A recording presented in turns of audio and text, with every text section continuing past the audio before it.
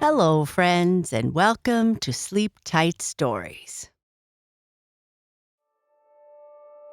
Greta loves her predictable routines. She heads out into the backyard with her cereal to spend some time in her second favorite place. She walks around and sees something that she has never seen before. Greta discovers a tree in the garden that is covered with bubbles. Where did this come from? Greta and Oscar discover the bubblegum tree. Greta's Saturday mornings usually had a comforting predictability. Wake up, grumble about the chirping birds for waking her so early, and then eat her cereal while dancing to the melodies of the morning. Music, birds, and sunshine filled her house. This ritual had been unwavering, much like the solid old oak tree that stood guard at the corner of the yard, or the reliable bloom of daisies that appeared every summer. The backyard was Greta's sanctuary, where she shared whispered secrets with the wind, danced with the shadows, and often got lost in her dreams. Today was supposed to be no different. Armed with her favorite bowl of super honey-sweetened cereal, she nudged the back door open, anticipating the embrace of warm sunlight and the chorus of the familiar. "Ah," she said as she danced outside onto the deck, wearing 2 different socks from her 2 favorite pairs. She didn't bother brushing her hair and liked all her clothes to be rumpled and colorful. It was the summer, and there was no need for formality. She took a deep breath, breathing in the fresh air from her second favorite place in the world. Her bedroom was her first favorite. Greta knew the backyard as well as anyone could, perhaps even her grandmother, whose careful hands were responsible for all she could see. It had been her backyard for all of her 6 years, and she had explored every section and knew every flower, bush, and tree. But there was something different and delightfully strange. A tree unlike any she had seen before. It was slender and graceful, with smooth bark that glistened in the morning light. And hanging from its delicate branches were glistening, colorful bubbles. Vivid blues, radiant reds, glowing golds, and shimmering silvers. Each bubble swayed gently, catching sunbeams and casting a rainbow of colors onto the green grass below. "What in the world?" she said with her mouth overflowing with cereal. Setting down her bowl, Greta approached the tree with careful tippy-toe steps, not bothering with silly shoes. She could hear a faint, melodic hum, a comforting tune she hadn't heard before. It reminded her of the sound her mother used to make when she sang to her before she was all grown up. Arriving at the tree, she reached out hesitantly to touch, half expecting her fingers to pass through the bubbles like they would with soap. But to her amazement, they felt solid, slightly gooey and squishy, like real bubblegum.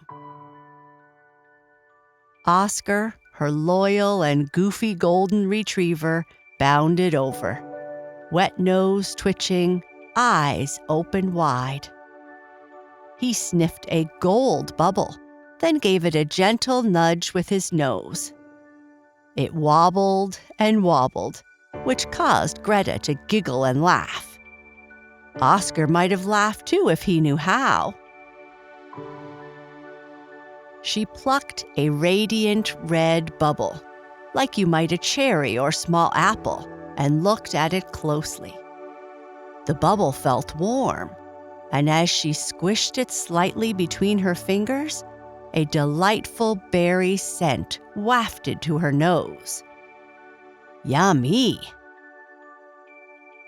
Unable to resist, she popped the bubble into her mouth. The taste was amazing. A mix of strawberries, cherries, apples, and a hint of sparkly magic. "Oscar!" Greta exclaimed, her voice muffled by the gum. "This is bubblegum! The tree is full of bubblegum bubbles!" Oscar barked in agreement, his tail wagging furiously. However, he seemed more interested in chasing the dancing light reflections than tasting bubblegum. Oscar would eat just about anything and didn't know what bubblegum was. As the morning sun climbed higher, Greta and Oscar explored the bubblegum tree's bubbles, tasting, laughing, and playing under its shade. Oscar found he liked bubblegum too. And as Greta blew her first big bubble, something wonderful happened.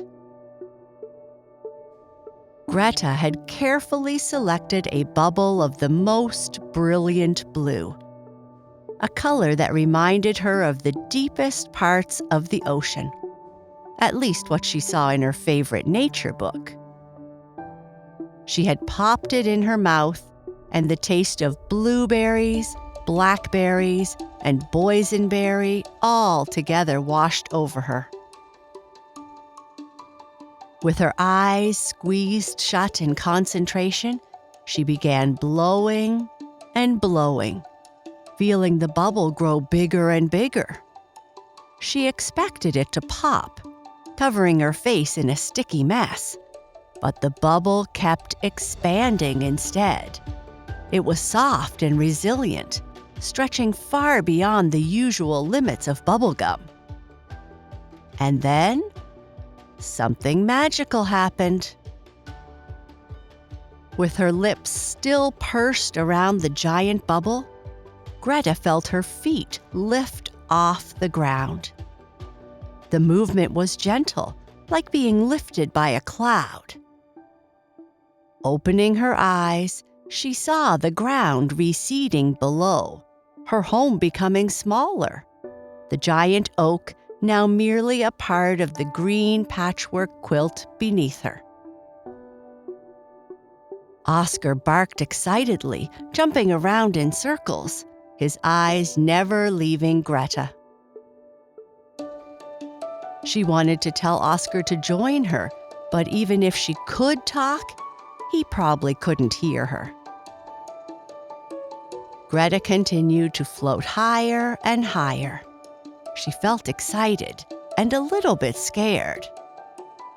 Greta could see the entirety of Montague, the winding river glinting in the sun, children playing in neighboring yards, and crows flying beside her, eyeing the bubble with some envy. Greta thought, "I hope they don't poke the bubble with their beak." As she continued going up and up, the world transformed. The blue sky around her deepened, and soon she was surrounded by candy-colored clouds. Pinks, purples, peaches, and oranges, each emitting a soft, luminescent glow. Within mere moments, Greta found herself floating in a place she had only ever seen in her dreams. Fluffy cotton candy clouds floated lazily around her, and jelly bean birds, with glistening sugar wings, chirped cheerful tunes. Here the air smelled of candy store treats, cookies and ice cream, and a soft musical hum vibrated all around. Yet, as amazing as all this was, Greta started to worry. How would she get back down? She thought about this as she floated aimlessly, Oscar and her backyard, now but a memory. Then she heard a giggling voice that seemed to come from everywhere all at once. It said, "Newcomer, huh? First time tasting the magic of the bubblegum tree?" Greta slowly turned to see a cloud. Not just any cloud, but one with twinkling eyes and a smiling face floating beside her. Greta usually had a gift for talking. Too much so, her teachers would often say. But this time, she did not know what to say. Instead, she just nodded her head. The cloud laughed. "Well, don't you worry. I'm Cotton. Welcome to the Candy Cloud Kingdom. We used to be called the Sugary Sweet, Lollipop-Laden, Marshmallow Meadow, Toffee Terrace, Caramel Cove, Jelly Bean Jungle, Donut Domain of Delightful Dessert Kingdom." But it was too much of a mouthful. Greta blinked twice, trying to wrap her mind around the name that was as tangled as her hair after a night of sleep. As they drifted further, the world around Greta became more focused and detailed. The lollipop-laden terrain stretched as far as the eye could see, with lollipops of every imaginable flavor sprouting from the ground like flowers. Trees were ice cream cones, and bushes were strawberry sundaes. They floated past the Marshmallow Meadow, a vast expanse of fluffy marshmallow grass where you could lounge and bounce. Cookies were there to sit on, and in the distance, Greta could see a river, not of water, but of liquid chocolate, its banks dotted with toffee pebbles. As they approached the Jelly Bean Jungle, the trees were not made of wood, but candy canes and licorice, with jelly bean fruits of all the colors of the rainbow hanging abundantly. The chirps Greta heard were not birds, but flying gummy bears with translucent wings fluttering in the sun. Cotton led Greta to the heart of the treat territory, the Caramel Cove. It was a beach where the sand was fine brown sugar and the waves were made of flowing caramel. In the distance, the Donut Domain's mountains rose, each peak resembling a different flavor of donut, frosted tips shining under the sugary sky. "We've been waiting for someone like you," Cotton began, his voice softening. "Someone who truly believes that magic exists in this world." Greta looked around, the weight of Cotton's words sinking in. "Why me?" she asked, her voice barely more than a whisper amidst the rustling candy cane trees and the sounds of caramel waves coming to shore. Every few decades, the bubblegum tree chooses someone pure of heart, filled with imagination and creativity, to visit our realm. Your love for fun and adventure, your belief in magic, made you the perfect guest, Cotton explained. Greta was happy to hear this, but with every passing moment, she was reminded of Oscar, the backyard, and the world she knew. "How do I return?" she asked hesitantly, feeling she might seem ungrateful. Cotton smiled. "The journey back is simple, but requires something special. You will have to discover that for yourself. But don't worry. I and the other inhabitants of Treat Territory are here to guide you. First, why don't you explore all of our realms?" Greta agreed, and as days turned into what felt like moments, Greta explored every nook and cranny of the Treat Territory. She had danced on the Toffee Terrace under a rainbow of candy sprinkles, dived deep into the Caramel Cove, and even camped beneath the stars in the Jelly Bean Jungle. Each experience was more exciting than the last. But with each candy sun that set, Greta felt the tug of home and of Oscar waiting by the fence. One day, as Greta sat by the liquid chocolate river, her reflection shimmering in its rich waves, Cotton drifted by. He seemed to understand the look in her eyes. "Greta," he began gently, "the magic of this land is timeless. While you might feel like you have been away for long, mere moments might have passed in your world." Greta looked up, hope lighting her eyes. "Does that mean?" "Yes," Cotton nodded. "You can go back and forth between our worlds. The bubblegum tree's magic ensures that."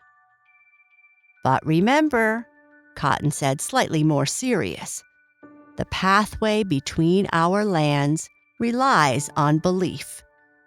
The day you stop believing, the connection weakens." Greta nodded with determination. "I promise I will always believe. After all, I've seen and felt here. How can I not?" The cloud smiled, stretching out what seemed like an arm, producing a tiny candy locket. "This is for you. Wear it, and it will always guide you back to us when you wish." She took the locket, its surface sparkling with every color imaginable. She clasped it around her neck, and it fit perfectly. "Remember that you can return, Greta.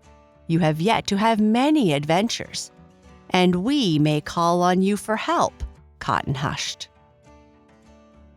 As she stood up, the world around her began to swirl, colors mixing and blending. And then she floated slowly and slowly downward, this time without the help of Bubblegum.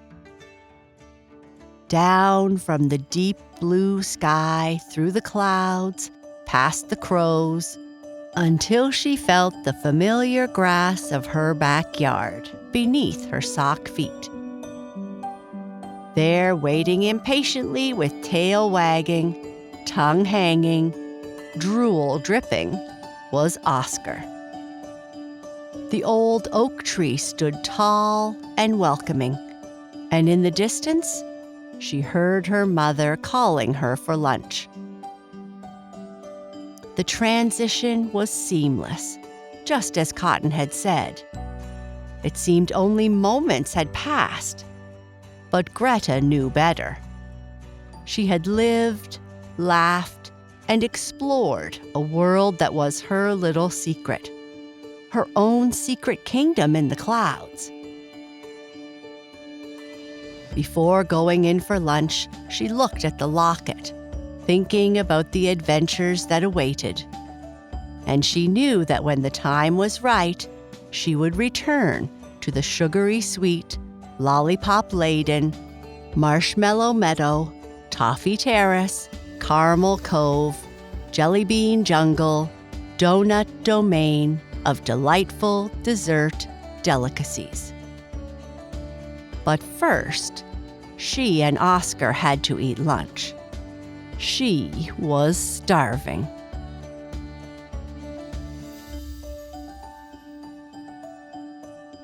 And that is the end of our story. Good night. Sleep tight.